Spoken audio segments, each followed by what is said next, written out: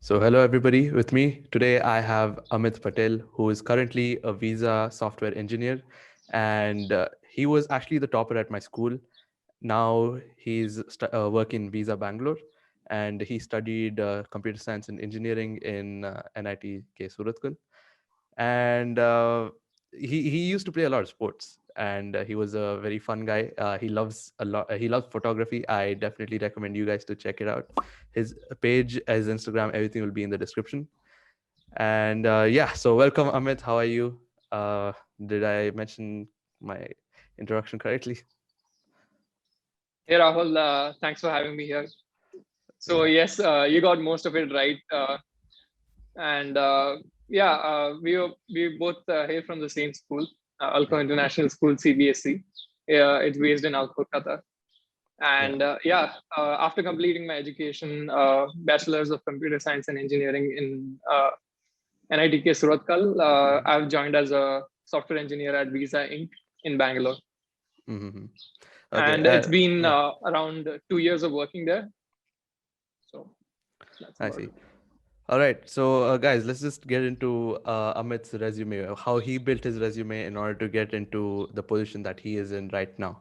So, Amit, tell us about some experience that you had, maybe like during college related to professional experience, like if you did any internships or something. Sure. Yeah.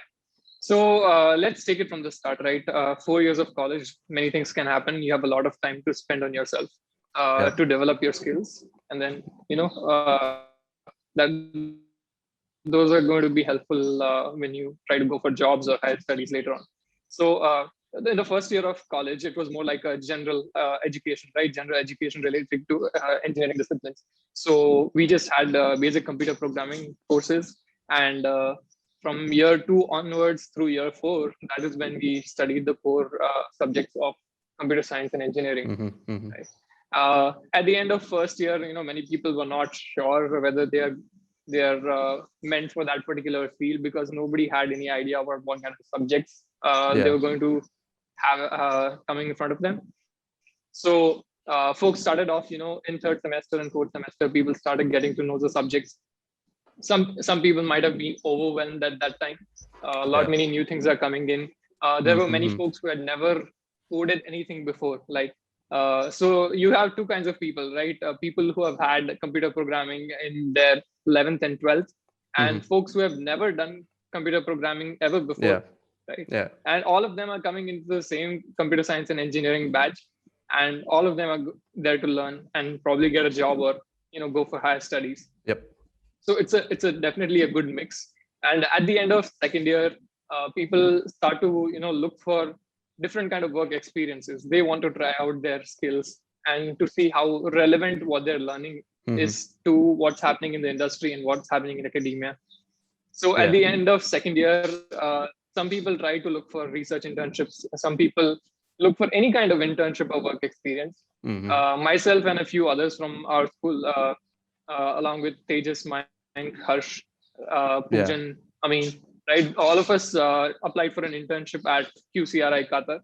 Yeah. And luckily, all of us bagged on internship. So we spent a good couple of months interning at QCRI. Right. It was a research internship in summer, Mm-hmm. So right? this was in And your second year, right? my yeah, this was at the end of my second year. Right. Okay. Myself and Kiran Radhakrishnan, we Yeah. were Yeah. part of the same project in Mm-hmm. QCRI. Mm. So it was a good experience. It was related to data mining, and it's a project called ADER, Artificial Intelligence for Disaster Response. Right? So you can look it up. So it's a good Yeah. project that was regarding using social computing to help people in cases of disaster. So it That was a sounds really good interesting. project and Yeah. good Yeah. early on experience into your field. Yeah. So since And you're focused more on AI, does that mean your preferred choice of coding is Python? yeah, so it depends on in that particular project what exactly is the component that you had worked on.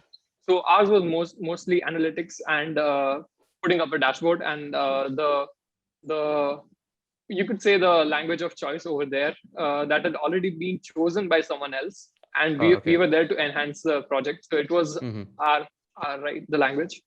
And for let's say for deep learning and AI, I would say people usually go for Python as the preferred language. Mm-hmm. Yeah. So for subsequent projects such as our major project, right, the one that we had taken up in final year, coincidentally that was also an all AK's team, right? Myself, Mm-hmm. Tejas, and Mike. Mm-hmm. So our final year major project was also a team comprising of AK's CBSE students, and yeah, it was related to deep learning, and we had tried to enhance an existing approach for detecting marine microorganisms and All right. classification. Mm-hmm. And Yeah. among the other experiences that I have had, at the end of my third year, I bagged an internship with Visa Inc. Right. Okay. So we had a good 12 weeks of internship at Visa in Bangalore, Mm-hmm. of which I was working on a project related to blockchain. So Okay. there was a proof of concept that I was expected to deliver, right? Mm-hmm. Using blockchain. I cannot reveal the exact details because it was a patent filing, but All it was right. related to blockchain and something totally new and interesting. Mm-hmm. And at that time, blockchain was like the big thing, right? That was sometime in 2018. Mm-hmm. So it was a buzzword, and it was good to have experience on that. And as part of the project and also the internship, we had a chance to network with a lot of people from Mm-hmm. other colleges, other universities, NITs, IITs, you name it. During the global internship summit in San Francisco, Yeah. we met with folks from other countries who are working in visa and in various positions. Okay. So that was good exposure. So you went to San Francisco as a part of your internship program. That's correct. Yeah. Okay. So it was part of the global intern summit, and we were lucky. Like not many people got to go. Yeah. So yeah, and there were other folks from our school. Mayank was along with me on that Uh-huh. trip. Yeah. So Mayank also came to NIT Surathkal. Yes, Mayank, Okay. Tejas, and myself, we were part of All the right. same class, and along with me, Mayank also interned at Visa during the 2018 summer. If I remember correctly, back in school, you three were also the toppers, right? Like one, two, three. I guess, yeah, yeah. Interestingly, Mayank and I had topped at 96.4%, and Oh, yeah, okay. Tejas, Amin, Kiran, Harsh, Poojan, all of them were. Everything was very condensed. Like the Right, competition was right, very healthy and friendly. right. That's interesting. So that was your second internship, right? Then what was your third internship, if you had one? Yeah. So at the end of my internship in 2018 summer, right? Mm-hmm. At the end of the internship, you find out whether you have bagged a placement offer or not. So at the end of your 12 weeks, they examine your contribution to the organization, Visa. Mm-hmm. So you have a presentation, you have to display all that you've done in just Mm-hmm. a few slides, right? Right. At the end of that, you go back to your university. You're in two minds, right? Will I get a placement offer or not from the same internship organization, or will I have to go and sit for further interviews for other companies that are going to come and interview for final year recruitment? Mm-hmm. So I was in two minds about it, and luckily things worked out for me. I bagged a placement offer at Visa, and so that meant that I already had a job offer in hand, and things could not go any worse from there. So I had one full year of exploring different things in my coursework. Mm-hmm. So we started taking up different projects, and as part of the final year, I started to focus more on my academics and how I can improve my CGPA. So later on in the year, I had an opportunity to intern at Kumamoto University. Right. So it was Okay. a spring internship and IES program, as part of Mm-hmm. which you had to present an engineering research paper. So along with there was a paper and project that I had co-authored with other couple of other folks, Mm-hmm. and I was the one representing our team for that summit, and it was a short spring internship where we got to learn a lot regarding other engineering disciplines as well. So it was Right. a And good week to yeah, 10 days in Japan. Yeah. it was in Japan, right? So you actually went to Yes. Japan to do this internship, this research internship. Yes. So Right. Yeah. interestingly, this is not a common occurrence. So Uh-huh. it is it was a MOU between NITK and Kumamoto University, because of Uh-huh. which a lot of things worked out for us. So the Right, right. Japanese government gives out this scholarship called the JASO scholarship, JASSO, right? Mm-hmm. So they give you a scholarship for going to intern in Japan, which is pretty cool. Oh, okay, okay, okay. That's interesting. Okay. So, Yeah, what else did you think like added to your preparation towards your, interviews? What do you think were necessary for yeah. acing your So visa interviews? yeah. So let me walk you through the process of what happens, Yeah. right? At the end of second year of your college, once I finished my QCRI internship, coming back to college, you had to appear for uh, interviews for internship recruitments, right? So lots of companies come and they test candidates for interviews, and if you're through, you get an internship for the following summer, right? That is 2018. Mm-hmm. So how it works is, you go and appear for a coding round, and that is when your data structures and algorithms concepts and your coding skills are tested, right? So they give you Yeah. a limited time frame and number of questions, and you have to go and try to solve them. So once you solve all the edge cases and everything, your questions basically you're marked on those questions. There are also aptitude questions for which they test you. So that is your initial screening round, and beyond which there are interviews, right? Which are face-to-face interviews. They test a variety of concepts, primarily data structures and algorithms. They also test operating systems, Mm-hmm. computer networks, right? Depending on the specialization of the organization. Mm-hmm. But in general, they don't expect you to know too much about the domain. If you know Right. about the domain, it's well and good. And certain companies might test you on that, but most of them test you on a general criteria, right? Is your data structures and algorithms, foundation strong? Mm-hmm. Yeah. All right. And in Yeah. general, yeah, if you do have other things on your resume, like you're an active participant in other societies, technical societies or non-technical, such Mm-hmm. as there are various clubs in our college, Yeah. IEEE, ISTE, ACM, all these organizations, Mm-hmm. they have computer societies, right? Societies that deal with computer science and information technology.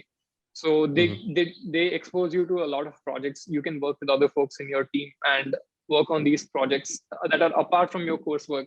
So that really shows that you've gone out of your way to learn new things, and Yeah. also Yeah. you also inculcate all these collaboration and all these skills that you would Yeah. otherwise not do as part of your coursework. Were you actually part of any society as such? Yeah, so on that, I was not part of IEEE, ACM, IST, IE, or Mm-hmm. these technical clubs or web club instead, but I was part of yeah, AAC, the Amateur Astronomy Club, as part of which we also did have other technical projects that were Mm-hmm. related to astronomy and astrophysics, and some computer applications of that. So there were some digital image processing related challenges that I think Ashwin and myself had also worked on. Ashwin Nair, who's also from our school, right? Mm-hmm. Mm. So we had the opportunity to work on these projects, and so looking back at my experience, if I were to try hard and get into any society, it would be one of these societies where I can get more projects to work on Mm-hmm. for my domain. Okay. That's a lot of value right there. Okay. Were there any hurdles that you faced, like any setbacks in your life that you think you could have avoided easily? Yeah, that's an interesting question. Hurdles in general, like there could be any kind of hurdles, but yeah, I would say I would like to call out a setback. Now this Mm-hmm. is tying in with CGPA and college life, right? Mm-hmm. So the first year was fine in terms of CGPA. I was also studying and I was also exploring new things. Like it was the first year in college. Come on, like Yeah. there's so many things to explore. So you tend to explore in different avenues. And when I landed in my third semester, that is the first semester in my core branch, right? That Mm-hmm. is when my CGPA dropped to the lowest it had ever been, right? It like in in hindsight, when I look at it, that was the lowest CGPA that I had ever bagged in my college life, right? Do you So the do you first remember semester, the? Can you share the number? It was on the lower side. I would say somewhere in between 7 to 8 for that semester, right? Uh-huh. So that was the lowest it had ever been, and like it made me question, like, am I in the right field? Right? Mm-hmm. Because this was my first semester in that particular field, and I'm scoring terribly, Mm-hmm. right? And that's when it started to strike me that one semester down the line, at the end of second year, I'm going to have my internship recruitments, right? And Yeah. the shortlisting criteria for most of these companies is that you need to have a minimum CGPA cutoff. Yeah. And if I continued my terrible performance, I would not make it to the short list of most of these companies. So I was even short. I was listed out. My entry was discarded before I even got the chance to interview or appear for coding rounds. Oh, okay, that's hard. Okay, okay, Yeah, that's hard. so there's a lot at stake. So at the end of Yeah. third semester, I have a choice. Like, I either improve my grades or I'm going to struggle, and I have to go and look for off-campus interviews, which Mm-hmm. are very uncommon. Like at the end of your second year. Mm-hmm. Also, since we're Right. on the topic of GPA, what GPA did you actually put up on your resume when you applied to visa? If you Yeah. don't mind So sharing. Yeah. yeah, at the end of my second year, my Mm-hmm. CGPA was 8.00. It Okay. was right on the dot, and Mm-hmm. that was like usually the shortlisting CGPA cutoff is Right, like right. around 7 or 7.5, and Mm-hmm. 8 for some companies. So it was like right on the dot for Yeah, making yeah, it yeah. to shortlist of most of the companies, right? Right, right, right. Yeah. And so that meant that in fourth semester I did something which was better than in third semester. I learned something, right? And I worked Mm-hmm. upon that and tried to up my CGPA. And from then Mm-hmm. on, my CGPA just kept getting better. Like it Mm-hmm. peaked in my last and second last semester. I see, I see. All right.